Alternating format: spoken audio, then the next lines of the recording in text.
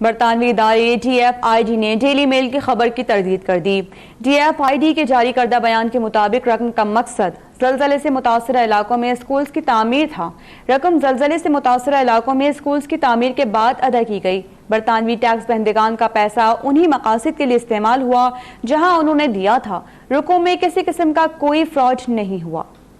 برطانوی سرکاری ادارے ڈپارٹمنٹ فار انٹرنیشنل ڈیولپمنٹ نے ڈیلی میل کی خبر کی تردید کر دی۔ شہباز شریف اور ان کے خاندان پر امدادی رقوم میں خرد برد کے الزام کے جواب میں DFID نے اپنے وضاحتی بیان میں کہا کہ برطانوی ٹیکس دہندگان کی دی گئی رقوم میں کسی قسم کا کوئی فراڈ نہیں ہوا۔ امدادی رقم زلزلہ زدگان کے لیے ایرا کو دی گئی تھی۔ رقم کا مقصد زلزلے سے متاثرہ علاقوں میں اسکولوں کی تعمیر تھا۔ رقم زلزلے سے متاثرہ علاقوں میں اسکولوں کی تعمیر کے بعد ادا کی گئی۔ اس حوالے سے کیے گئے تمام کاموں کا باقاعدہ آڈٹ ہوا۔ برطانوی ٹیکس دہندگان کا پیسہ انہی مقاصد کے لیے استعمال ہوا جہاں انہوں نے دیا تھا۔ DFID نے مزید کہا کہ برطانوی ٹیکس دہندگان کی دی گئی رقوم میں کسی قسم کا کوئی فراڈ نہیں ہوا۔ خبر کے مطابق مشیر برائے احتساب نے کہا کہ امدادی رقوم میں سے شاید کوئی پیسہ چوری ہوا ہے۔ مشیر برائے احتساب نے اس چوری کا کوئی ٹھوس ثبوت پیش نہیں کیا۔ ہمارا ادارہ پاکستان اور برطانیہ میں لاکھوں افراد کو غربت سے نکالنے کے لیے بھرپور کام کر رہا ہے۔ ڈیلی میل نے شہباز شریف اور ان کے خاندان پر زلزلہ زدگان کے لیے دی گئی امدادی رقوم میں خرد برد کا الزام لگایا تھا۔